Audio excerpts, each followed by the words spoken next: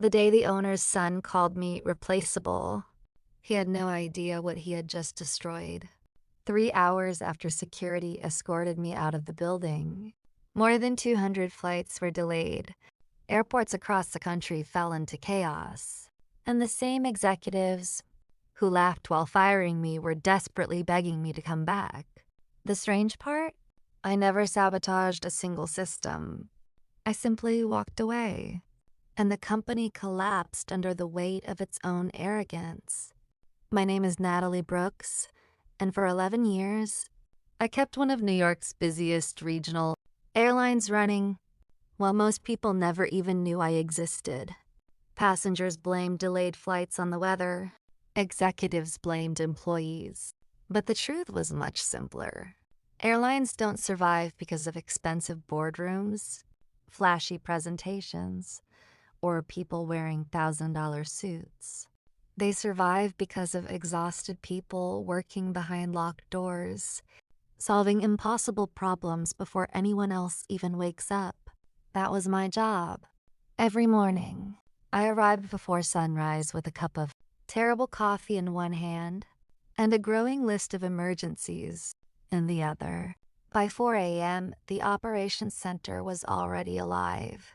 Walls covered with giant monitors, radios buzzing nonstop, dispatchers talking over one another, pilots requesting updates, weather alerts flashing across multiple states. To an outsider, it looked like complete chaos. To me, it was just another Tuesday. For more than a decade, I had learned how to stay calm while everyone else panicked. A storm over North Carolina, flights rerouted, a crew running out of legal duty hours. I already had a replacement. A maintenance delay in Boston, solved before passengers even reached the gate. Most travelers would never hear my name, but hundreds of flights landed safely every single day because my team and I made thousands of decisions no one would ever notice. And honestly, I liked it that way. I never wanted attention. I just wanted the airline to keep moving. Behind everything was an aging operational system called Skybridge. On paper, it looked outdated. In reality, it was the nervous system of the entire airline. Every flight schedule, every crew assignment, every aircraft movement, every recovery plan during bad weather, everything depended on it. Very few people truly understood how it worked anymore. After years of emergency fixes, unofficial patches, and custom automation tools, the system had become far more complicated than anyone in upper management realized. I knew every corner of it. Not because someone trained me, because I had spent years keeping it alive when everyone else had already given up. That Tuesday morning started exactly like every other shift, until the front doors opened, and a man wearing a perfectly tailored designer suit walked inside with a smile that instantly made the entire room quieter. I looked up from my monitor. Without saying a word, I already knew our biggest problem that day wasn't the weather. It had just walked through the door. The moment the room fell silent, I knew exactly who had arrived. It wasn't because anyone announced him. It was because people suddenly stopped speaking the way employees do when someone powerful walks in. The man leading the group looked like he had stepped out of a luxury fashion magazine rather than an airline operations center. His tailored navy suit probably cost more than my monthly rent. Behind him walked a woman dressed just as perfectly, carrying a sleek tablet instead of a notebook. Neither of them looked like they belonged in a room where people survived on cold coffee and 12-hour shifts. Frank leaned toward me without taking his eyes off the monitors. "That's Ethan Mercer," he whispered. "Richard Mercer's son." I had heard plenty of stories about Ethan. Years spent traveling overseas, business school, luxury conferences, leadership seminars. The board believed he represented the future of the company. Most of us weren't so convinced. Running an airline wasn't like running a social media campaign. One wrong decision could strand thousands of passengers. or worse. Ethan stopped beside my workstation and smiled politely. "Good morning," he said. "I'm Ethan. My father wants me to understand how operations work before I start making improvements." His voice was confident, maybe a little too confident. I stood and shook his hand. "Natalie Brooks, operations lead. I've been here 11 years.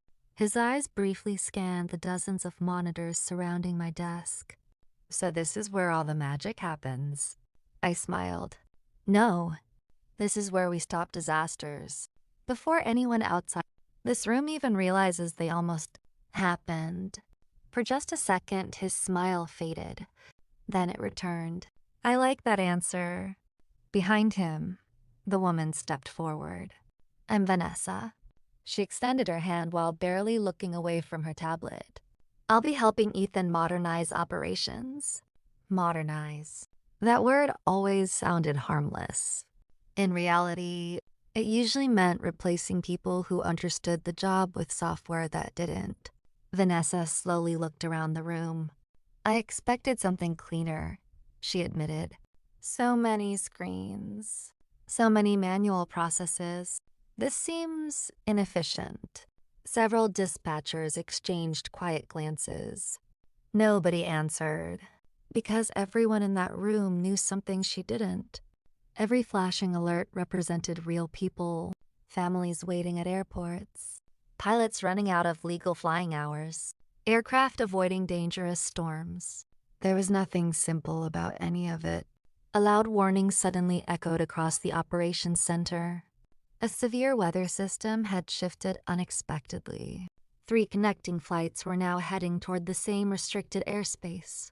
Before anyone else reacted, my fingers were already moving across the keyboard.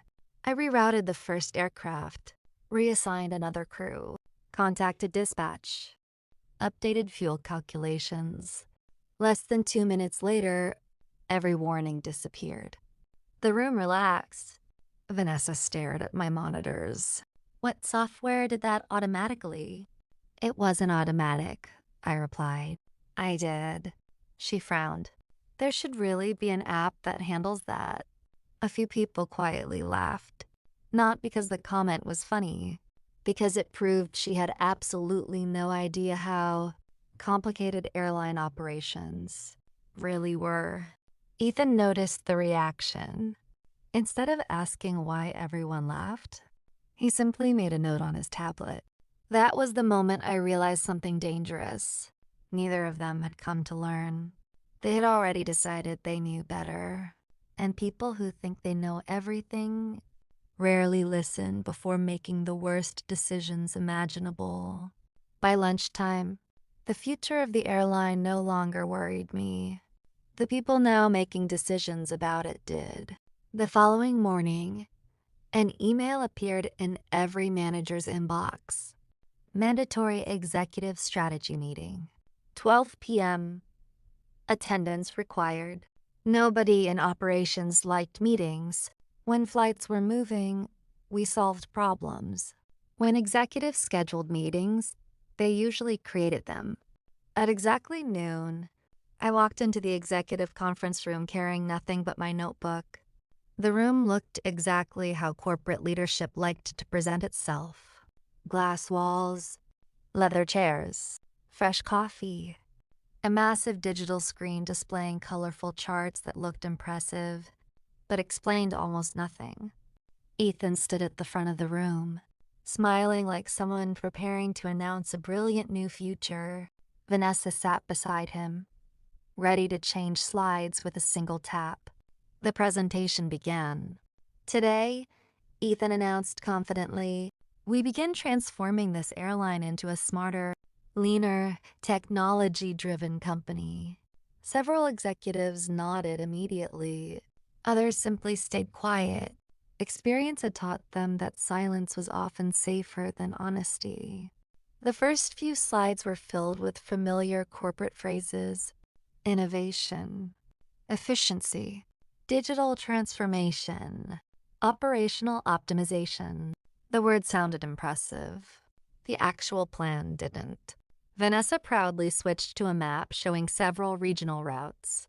Our analysis shows these smaller aircraft are inefficient, she explained. We'll reduce the number of daily departures and replace them with larger aircraft. She smiled, clearly expecting applause. Instead, the room became uncomfortably quiet. I looked around. Nobody spoke. Not because they agreed, because they knew exactly what would happen if someone challenged the owner's son. Finally, I raised my hand. Ethan. He nodded. Go ahead. I stood slowly. The secondary runway in Milwaukee can't safely handle the aircraft you're proposing. Vanessa frowned. Our consultant said it could. They've never operated there, I replied calmly. I have. For 11 years. I walked toward the screen. If we remove frequent regional departures, business travelers will switch to competitors within weeks. Our load factors will drop, our connections will fail, and we'll lose one of the most profitable regional markets in the network. The room stayed silent. Several department managers quietly nodded. They already knew I was right. Ethan folded his arms. That's one way of looking at it. I stared at him. It's the only way that matches reality. A few people lowered their eyes, trying not to react. Vanessa forced a smile. I think sometimes long-term employees become emotionally attached to outdated systems. I almost laughed. This isn't emotion.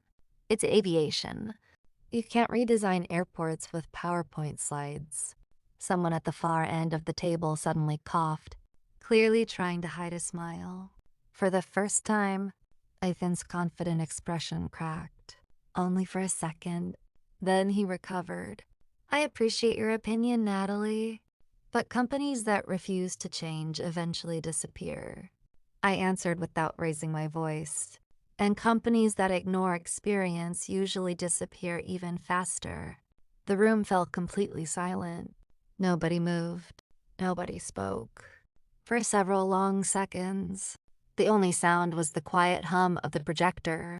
That was the exact moment I realized something important. This meeting had never been about finding the best solution. The decisions had already been made before anyone entered the room. They weren't asking for expert advice. They were asking for agreement, and anyone who refused to agree would eventually become a problem. As the meeting ended, Ethan smiled politely before walking past me. You'll understand my vision soon enough. I watched him leave. Deep down, I already knew his vision wasn't going to build the airline. It was going to break it. The changes started quietly. At first, they looked harmless. A department here, a budget cut there. An experienced supervisor suddenly retired. Someone else accepted a generous severance package after being told their position was no longer necessary.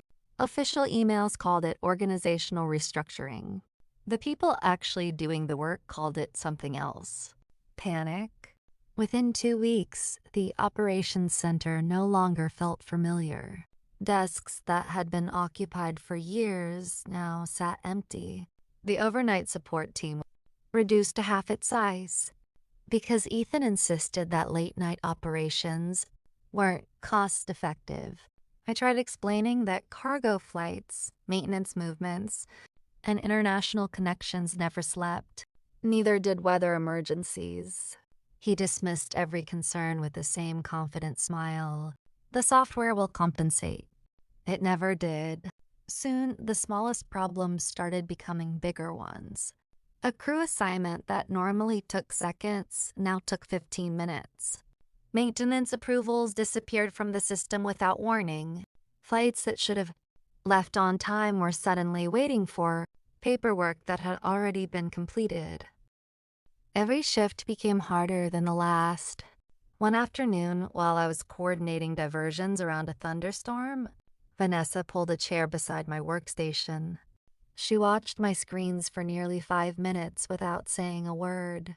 Finally, she asked, "Why are there so many different alert colors?"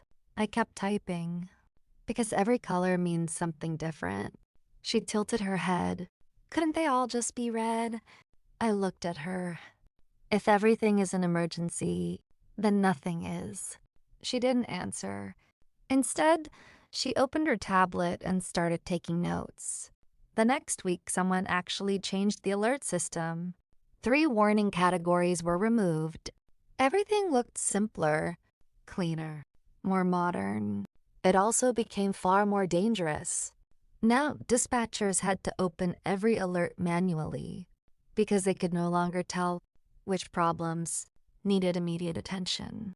Something that once took seconds now wasted valuable minutes. And in aviation, minutes matter.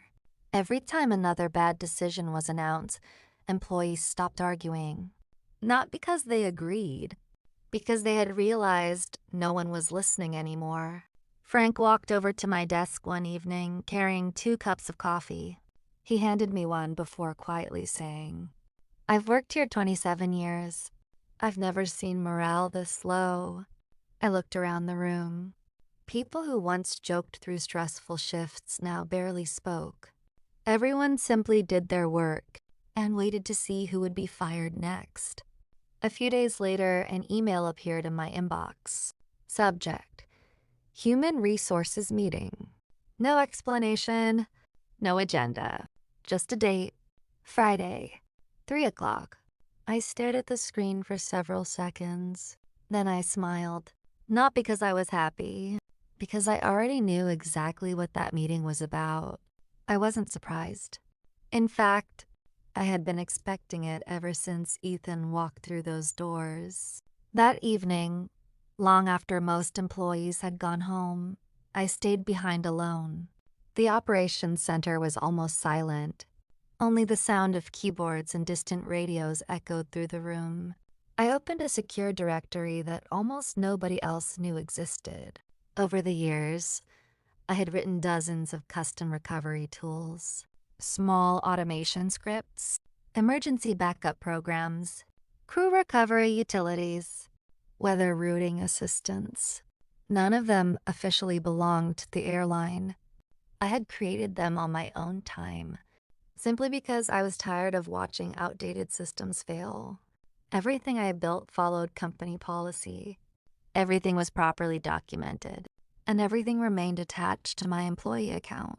I organized every file carefully, closed my laptop, turned off the monitor, then quietly whispered to myself, if tomorrow is my last day, they're about to discover what experience is really worth. Friday arrived much faster than I expected. From the moment I walked into the operations center that morning, something felt different.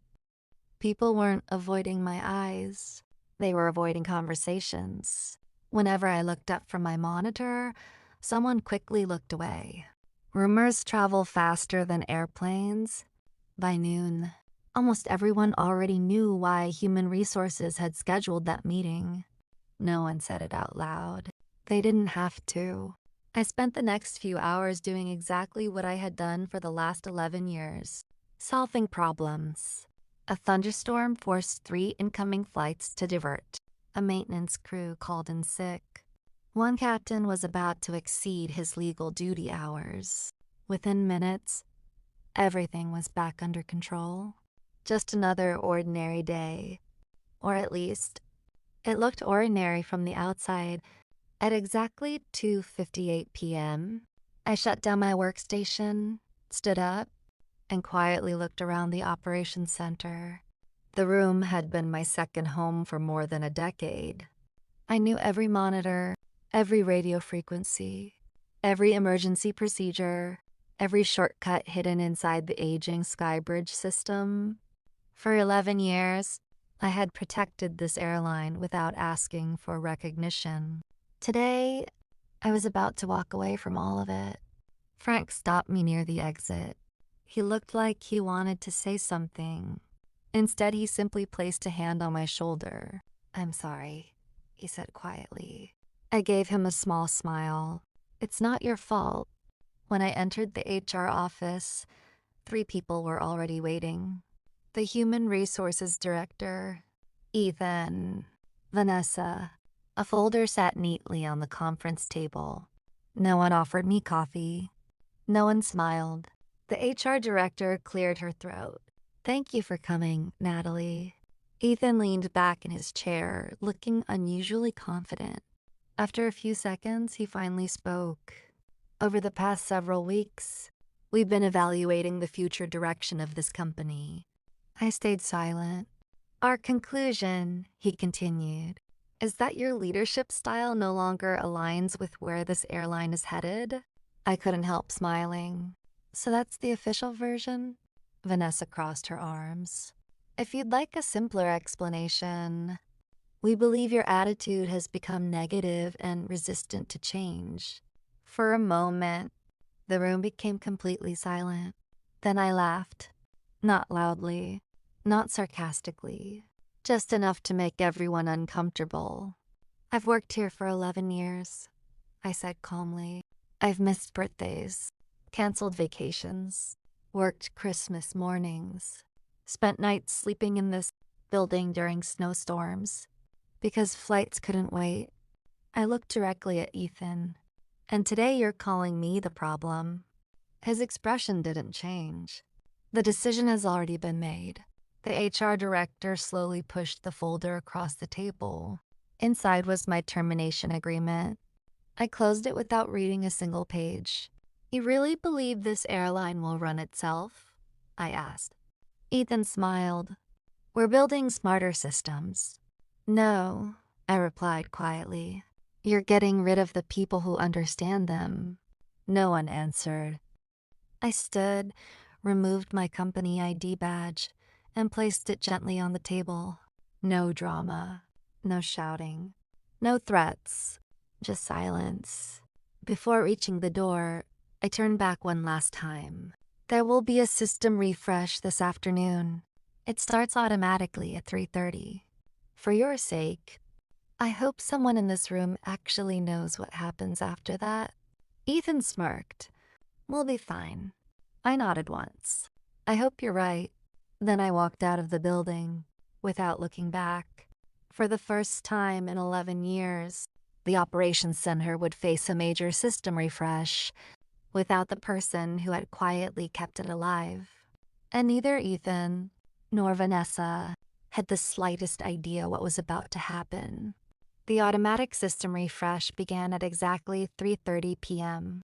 By then, I was sitting alone in a small cafe across from the airport. For the first time in years, I wasn't wearing a headset. No radio calls, no emergency alerts, just a cup of coffee slowly getting cold in front of me.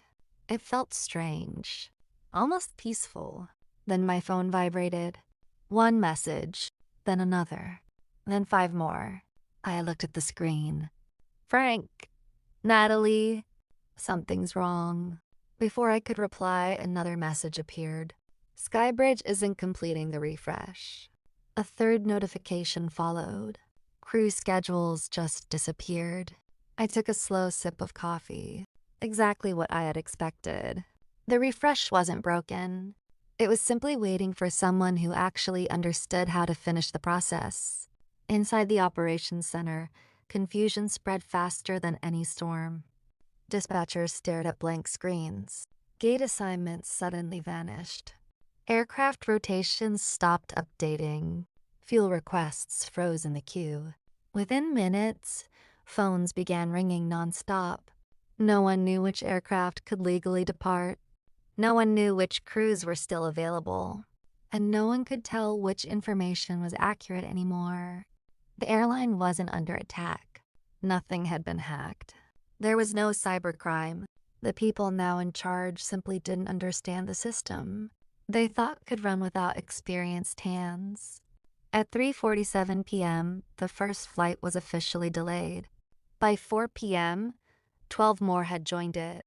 At 4:20 p.m., airports in multiple cities started reporting operational failures. Passengers crowded departure gates, demanding answers. Airport staff had none. News reporters began posting updates online. Major regional airline experiencing widespread delays. The situation was getting worse by the minute. My phone lit up again. This time, it was Ethan. I watched it ring, then placed the phone face down on the table. A minute later, he called again, and again, and again. 7 missed calls in less than 15 minutes. I never answered. Then Vanessa texted, "People are stranded because of you." I stared at the message for several seconds, then deleted it without replying. For 11 years, they had ignored every warning I gave. Now they wanted my help after a single afternoon. Another call came through. Unknown number. I almost ignored it. Something told me not to. I answered. A calm, older voice spoke first. "Natalie, this is Richard Mercer, the founder, not the son, the father." Unlike Ethan, Richard had spent decades building the airline from a single aircraft into a respected regional company. He sounded exhausted. "I've just been briefed," he said quietly. "I made a terrible mistake." There was a long silence. Finally, he asked, "Can you come back tonight? I'll reverse the termination. I'll remove Ethan from operations. You'll have complete authority. Just help us stop this." For a brief moment, I closed my eyes. Part of me wanted to say yes. This airline had been my life for over a decade. I had celebrated its victories, survived its worst storms, protected it when nobody else even realized it was in danger. Walking away wasn't easy, but another memory quickly replaced those feelings. Every warning they laughed at, every meeting where experience was ignored, every time they called loyalty resistance. I opened my eyes. "Richard, I didn't cause this. You did." Silence. "You chose confidence over competence. You replaced experience with ego. And today, the airline is paying the price." His breathing became noticeably heavier. I know. He whispered the words like someone finally accepting a painful truth. Then he asked one final question.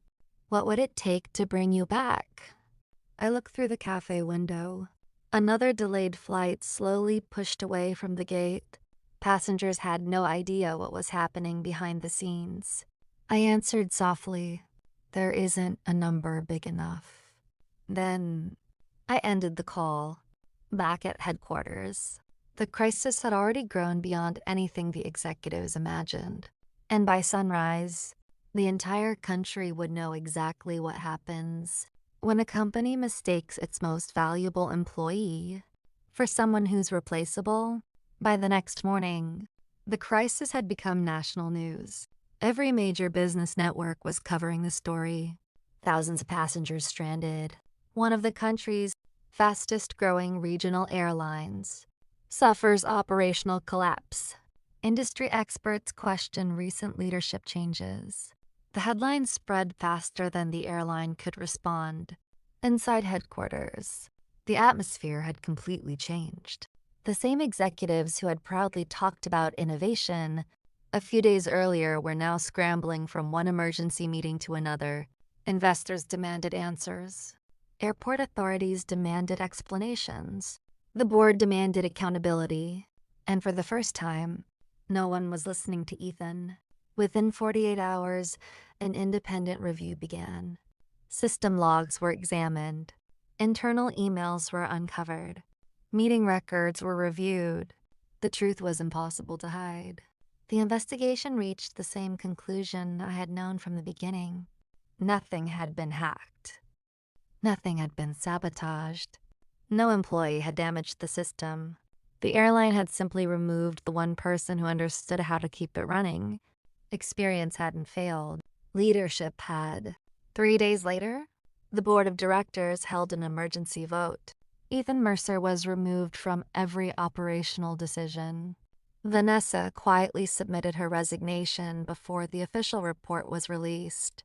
Neither of them spoke publicly again. Richard Mercer released a statement accepting full responsibility for what had happened. He admitted that the company had ignored experienced professionals. in favor of fast corporate promises. For the first time, someone in leadership finally told the truth.